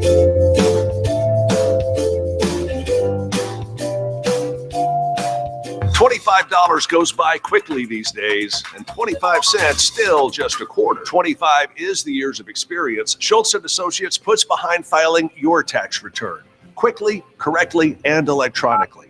Schultz & Associates. Hi, I'm Chip Chapman with this question. Are you concerned about getting a timely refund this year? There is a solution. Ask Schultz & Associates about Refund Advantage. It's a no-interest loan that allows you to get your tax refund quickly. But some tax refund product fees do apply, so make sure and understand the details. You can receive your refund quickly via check or prepaid credit card. Ask about Refund Advantage when you visit Schultz & Associates, 6310 Bonnie Oaks Drive, or call 899-1130. Schultz & Associates. Baseball sluggers often wear the number 25, or 25 is a full MLB roster. Just happens 25 is also the years of experience Schultz & Associates puts behind filing your tax return quickly, correctly, and electronically. Schultz & Associates, 899-1130.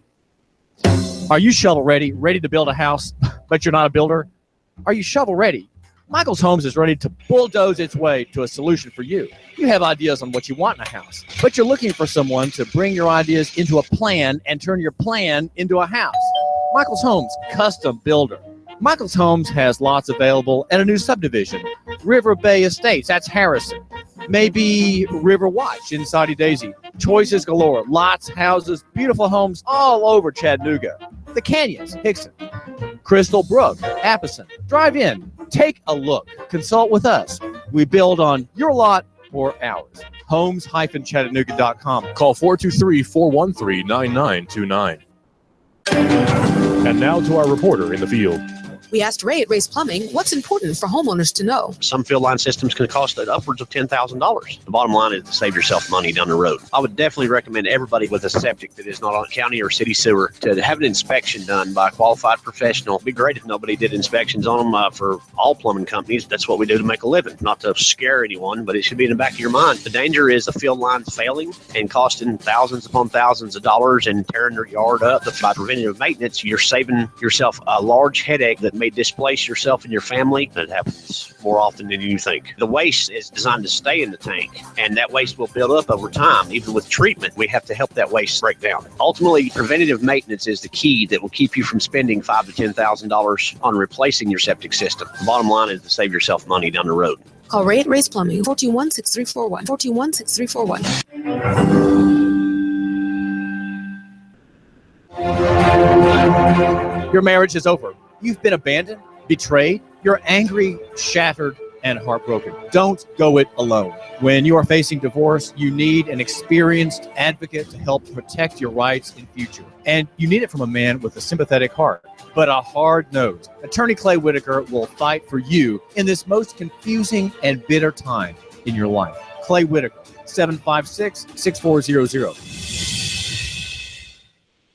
There's a reason why Alliance Physical Therapy is a choice of professionals and those who care about first-class, top-notch service and treatment. Because at Alliance Physical Therapy of Chattanooga, we don't just treat the symptoms in your body. Whether you're suffering from stiffness, muscle spasms, back pain, chronic headaches every day, stress of life demanding more and more of you, Alliance Physical Therapy takes a holistic approach to healing, mind, body, and soul. Alliance Physical Therapy with a location near you and 9 others in the Chattanooga area. If you don't have a doctor or if your physician's plan for chronic pain is not working, Alliance Physical Therapy will help. Visit Alliance Physical Therapy on the web at nopainpt.com. That's nopainpt.com. Alliance Physical Therapy. You give us 12 minutes and 40 seconds, we'll give you Chattanooga and the world. News Talk 1240. Expect a cloudy and chilly start to your Friday. It will be a drier day, but breezy and cool through the afternoon, even with some sun returning. Highs only near 50. Tonight, clear, cold, and frosty overnight. Lows mid and upper 20s. Lots of sun Saturday, highs lower 50s. More clouds Sunday. When you've had a morning, for just $1, let Taco Bell make you breakfast. Like the $1 grilled breakfast burrito with fluffy eggs, melted cheese, and your choice of bacon, sausage, or potatoes at Taco Bell. And I'm Summer Machine 12 Chief Meteorologist Patrick Orr. On AM 1240, Hot News Talk Radio. You give us 12 minutes and 40 seconds, we'll give you Chattanooga and the world. News Talk 1240.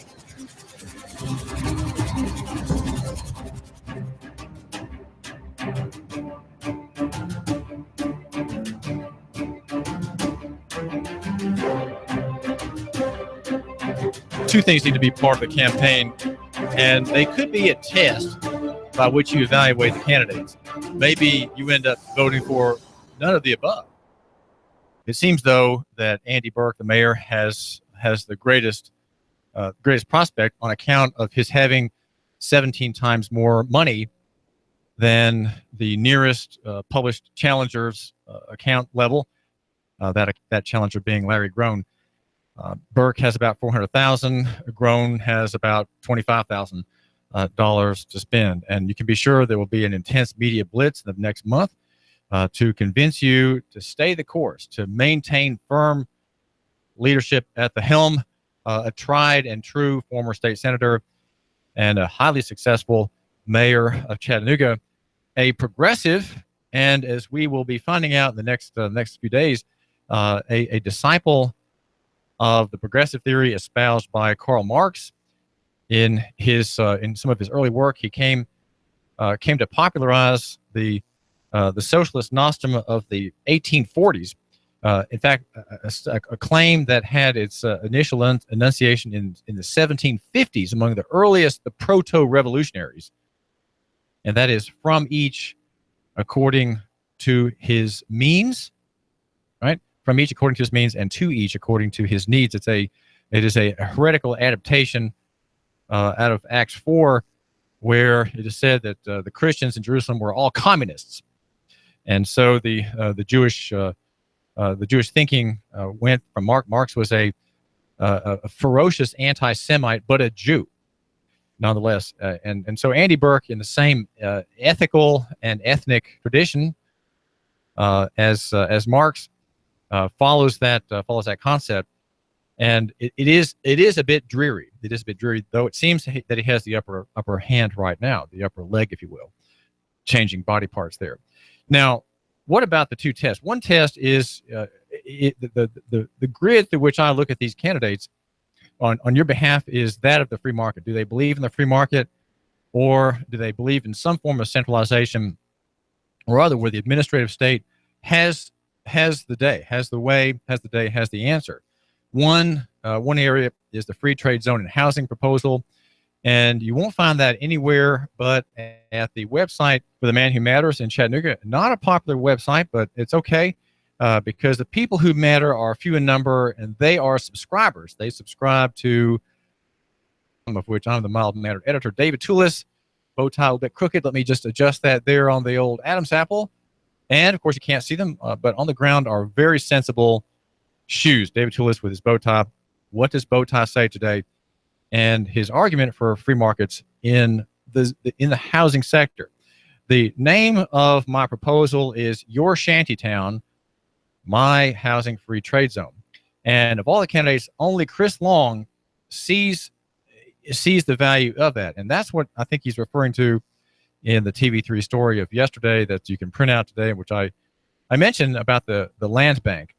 Land bank is taking land that's not being used, that's kind of abandoned or taken in tax seizures, and putting it to use. I propose that we have a place where homeless people can take control of blocks of land. We give them land on condition that they become residents. Okay, they become stable. They build a shack totally free of any regulation, any health, safety, and welfare, busybodiness. No Jewish mothers for them. Let them build what they want using cast-off materials from construction zones. There are many in our debt bubble top here. There's construction going on everywhere, and the green dumpsters that you see on construction sites are their Home Depot. Let them get from the Home Depots of their standing the free materials.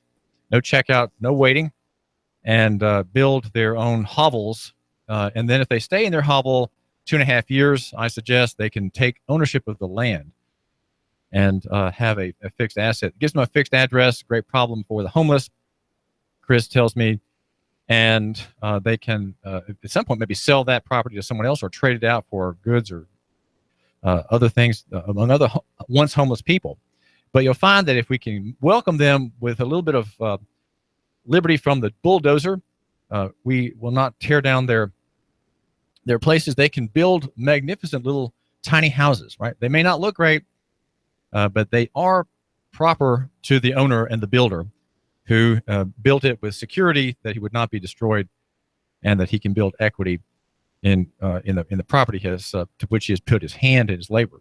That's one reform that's really necessary. And only Chris Long, of all the candidates, only Chris Long has thought about this, and he is ahead of me. Chris Long, a free market person, for sure, ahead of David Tulis on this important area. And though Chris Long may be kind of addicted to making one point in his campaign, that of stormwater regulation, and the need to end city hall restrictions on the marketplace, he is ahead of me, and that is a very broad idea. And I think it takes a person of a very liberal mind to think that way as I do. The other one is a police reform, and we are thinking about this thanks again to TV3, which I think is best television news platform in Chattanooga. And I find myself often using, for your benefit, its reports, illustrating our ideas here on the David Tulis program. I do thank you for joining me here at Nooga Radio. We are Nooga Radio, the most important media platform where the thinking man goes to think along with me. And we try to establish the rationale for our argument, our slogan, love your neighbor and buy local, love your neighbor and buy local. And the question is from Tanisha Cordilla, reporter. She went to Dalton and talked with some officers regarding the death of Metro Officer Eric Mummel in a heroic deed. He gave his life while trying to save a woman who was threatening to drive her car into a river and died. So there's a question about people who are committing suicide or want to commit suicide. What do they need? How do they need to be treated? And Chris Cook from the Dalton PD gives a discussion about citizens who are irrational. Now, those are the people who are often shot dead by cops. We had Chris Sexton shot dead by Hamilton County deputies in Saudi Daisy about 2 weeks ago, right near where I live in that esteemed town, near the Tractor Supply store there, and the off-road technology car repair, diesel repair business. Shot dead. He came out of his pickup truck armed, and he had a death wish, one that he had expressed earlier, I think pointing a shotgun at his own jaw to make a point. He was a man who was not quite right with God, and not quite right in his own mind, not tending towards self-preservation. So Chris Cook says we hear them mentally, we hear the term mentally ill and things like that all the time, but really what it is, it could be somebody just going through a crisis, a daily crisis. He says our officers are trained on how to try to talk to those people, how to talk to them in general, and try to identify the people that are in a crisis and what they can do about it. Of course, every situation is different, he says. And here now is the part that kind of bothers me just a little bit, because it's not about the safety of the person, but the safety of the officer. And here the officer puts himself at risk, right? When he's dealing with a person who's irrational, his risks suddenly go up. And he may not be able to make it home that night to his family. That's the goal of every officer, it's drummed into them from the first day as cadets. Your goal is to come home at the end of the day. And anything that will make that happen and to secure that will do. And that includes statutorily sanctioned extrajudicial executions of members of the public. That is something that happens. Javirio Eagle, I'll be talking about him the next day or two at Nooganomics, executed for a poverty of wisdom. Right, he was executed for a poverty of wisdom, but he had not committed a capital offense. Anytime we have a law enforcement officer killed either through an accident, through malice, or something like that, Chris Cook tells Tanisha Cordell of TV3, we like to take a look at each case, he says, and see if there's something we can do in our training. Is there something we can do better to prevent things like that happening? Of course, here an officer took a risk and perished trying to save someone. The biggest thing is for our officers to try to remain calm and try to have some kind of control over the situation.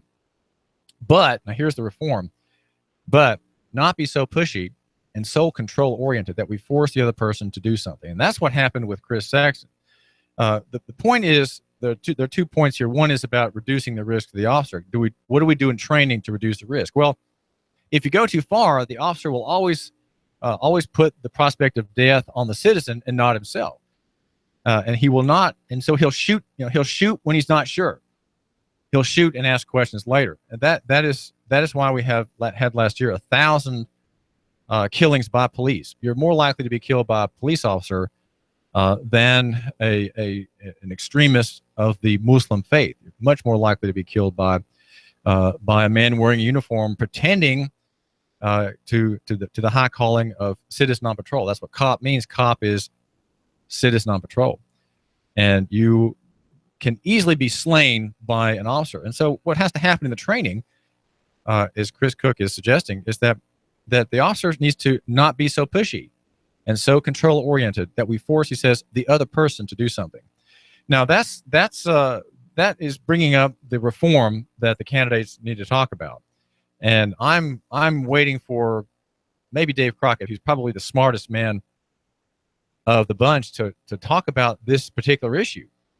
And that is the 4 points of reform. And they're very simple. They're very easy to understand. And they are about de-escalation. That's one of the points is called de-escalation. And the other 3 they're single words. You might say, how can something be so simple? Well, if you care about human life, if you believe in what is sometimes called, you might say in the Roman Catholic world, the sanctity of life.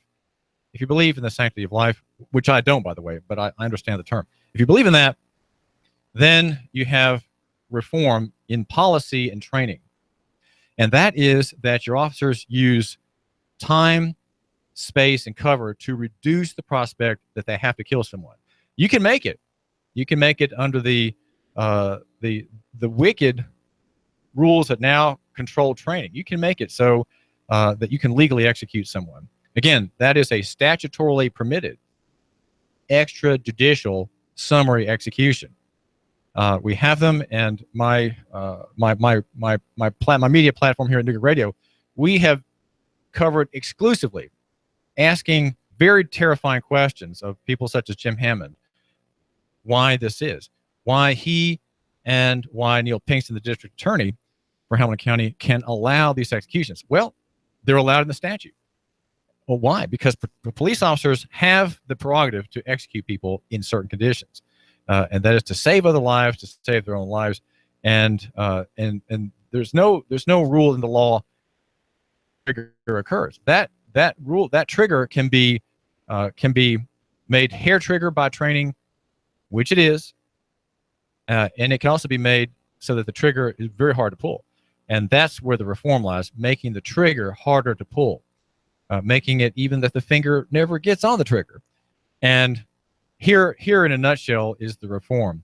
Andy Burke is not going to talk about this. He's been endorsed by the FOP, the one that has 500 officers as members. The second FOP lodge has not made an endorsement yet, but Andy is not going to do anything in the way of reform.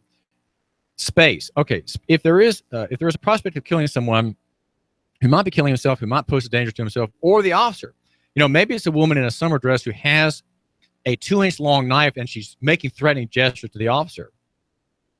Is he going to shoot her? Well, I've seen videos of officers shooting women who have small surgical scissors in their hands. You've seen them too, right? The Indian woman who was shot down because she had 2-inch scissors in her hand, was making threatening. She was advancing on the officer and making a threatening gesture. Well, officers in some jurisdictions have the authority to kill a dog who just wags its tail and walks towards it. They can do that and be acquitted.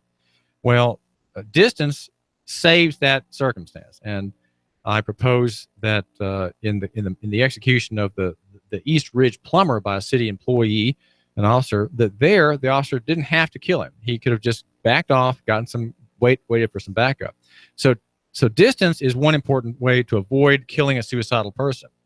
Make some distance. Just kind of keep an eye on that person, and just wait for help. And 2 is time. Why does it have to be a line in the sand? Why did the officer in East Ridge have to kill the man? Because he crossed the line. He crossed from the right of way on his front yard into the street. And though his hands were at his sides, the man got 5 bullets, 4 in his chest and 1 in his back as he was falling dead already. The 5th .223 caliber rifle bullet from the East Ridge Police Department employee in the back of a very angry plumber. He was very angry. He was irrational.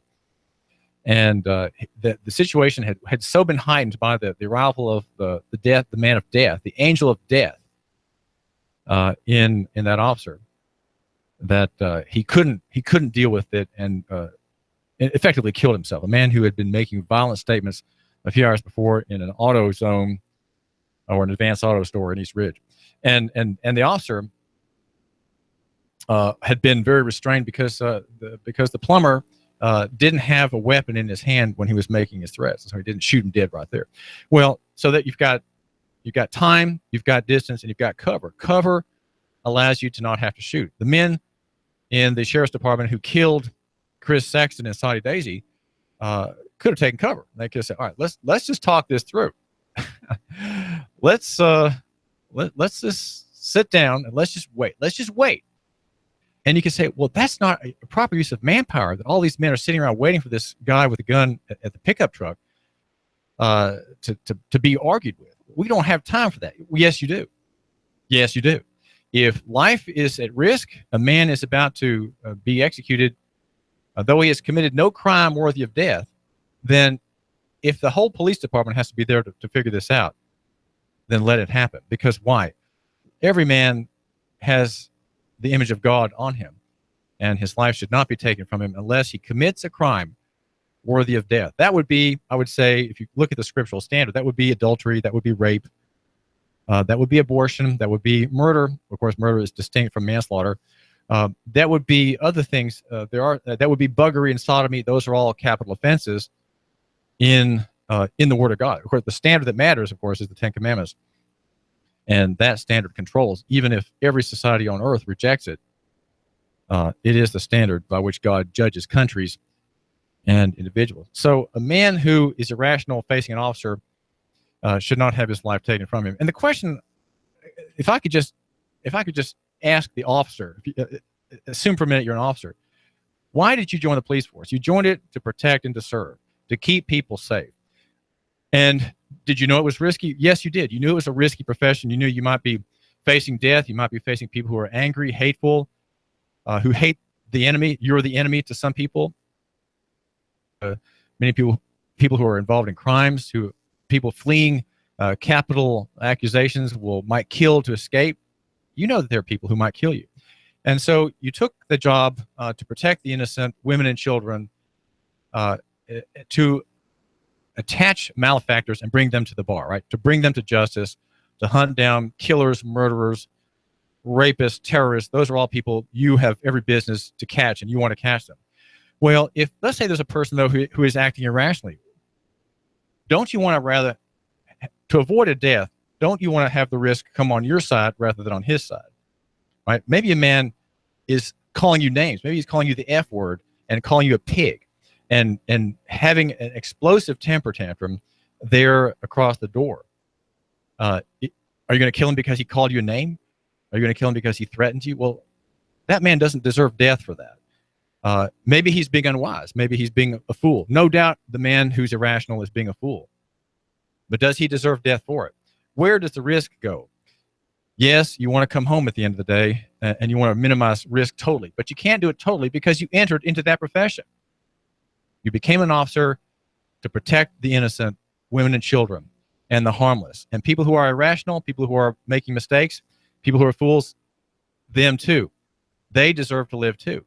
And so the risk needs to come on your side, not on his side. And the whole line in the sand protocol, the whole 21-foot rule protocol under which police officers operate, rejects the idea that you take a risk. You have to settle the matter now. There's a show of force. There's an ultimatum. And then you pull the trigger. That can't be. How can that be? How can that connect, that act? How can that connect with your causes for becoming a police officer? You had noble causes when you became an officer. You had a self-sacrificial motive in becoming a police officer.